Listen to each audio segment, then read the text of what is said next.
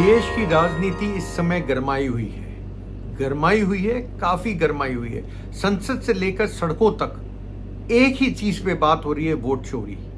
और वोट चोरी के अलावा बात हो रही है सर पे, SIR जो हो रहा है बिहार में।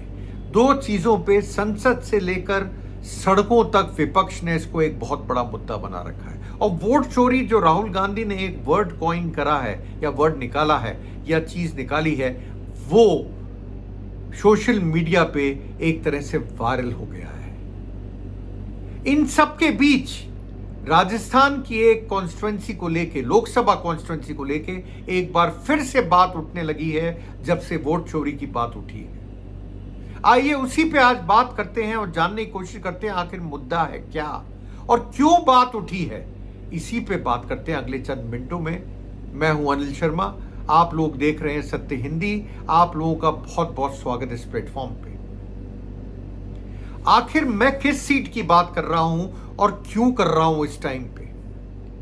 मैं मानता हूं ये वो सीट है जयपुर ग्रामीण, जहां पे कांग्रेस के कैंडिडेट अनिल चोपड़ा और राव राजेंद्र सिंह बीजेपी कैंडिडेट ने चुनाव लड़ा था और कांग्रेस सिर्फ हारी थी करीब 1615 वोटों के अंतर से।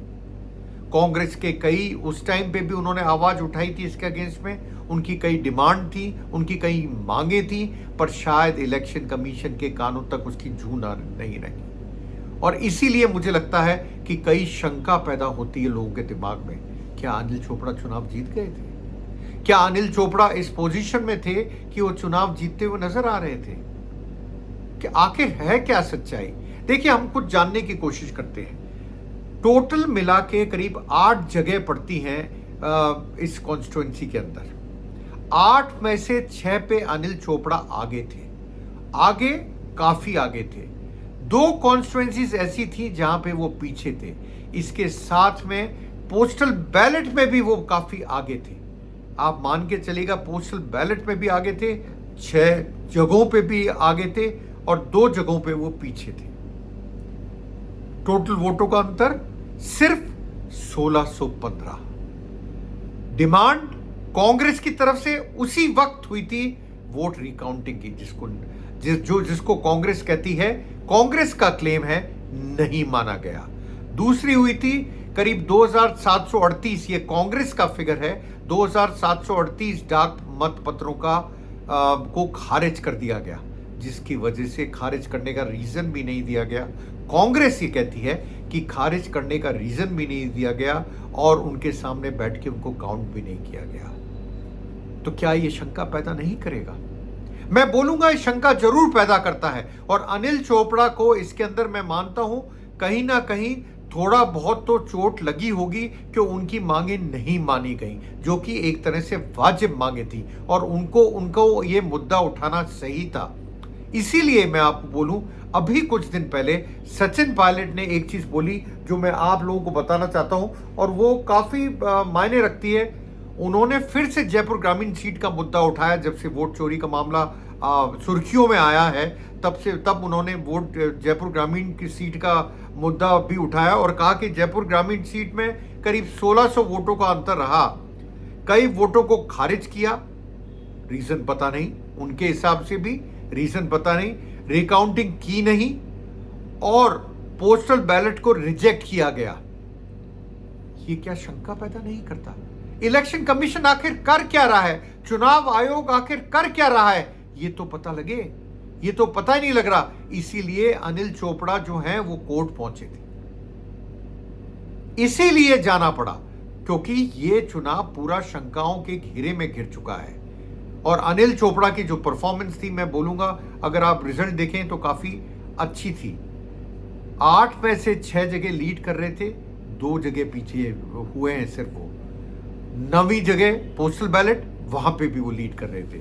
रिजेक्ट हुए कितने, मैं आपको वो भी फिगर देता हूं। जो कांग्रेस बोलती है वो फिगर देना चाहूंगा। मेरे पास जो डेटा है वो ऑब्वियसली डेटा जो है वो मेरे पास लिया हुआ डेटा है सारा, इसलिए उसमें कोई गड़बड़ नहीं हो सकती। तो उनका कहना है कांग्रेस का कि 2738 डाक मतपत्र खारिज कर दिए गए, ये उनका एलिगेशन है, ये उन्होंने चार्ज लगाया है कि इन्होंने, कांग्रेस ने, अनिल चोपड़ा ने, कि करीब 2738 डाक मतपत्रों को खारिज किया गया, जो जीत के अंतर से कहीं ज्यादा थे। जीत का अंतर कितना है? 1615।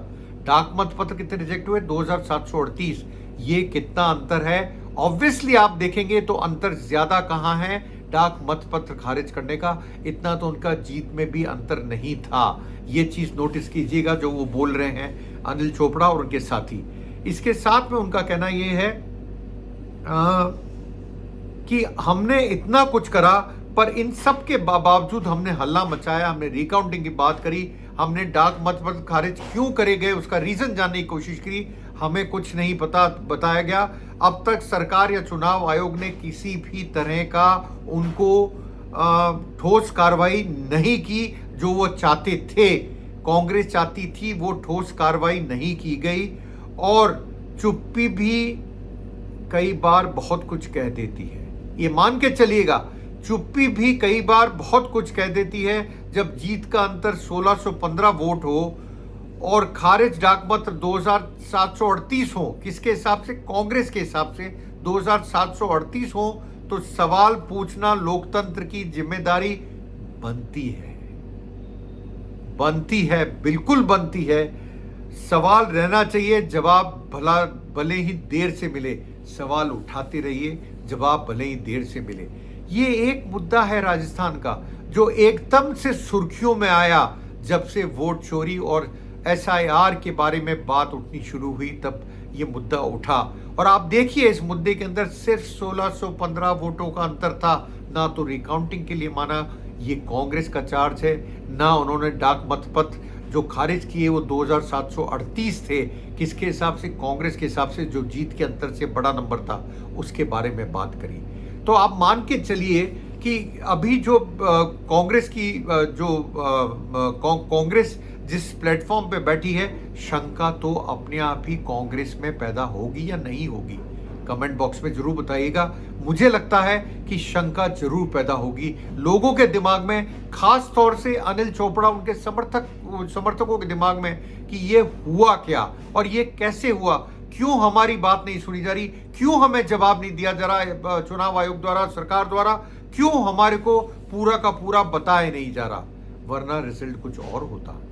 अगर आप देखते, टोटल मिला के 25 सीटें हैं राजस्थान में लोकसभा की, उसमें से 11 पे इंडिया अलायंस जीती थी और 14 के ऊपर कौन जीता था?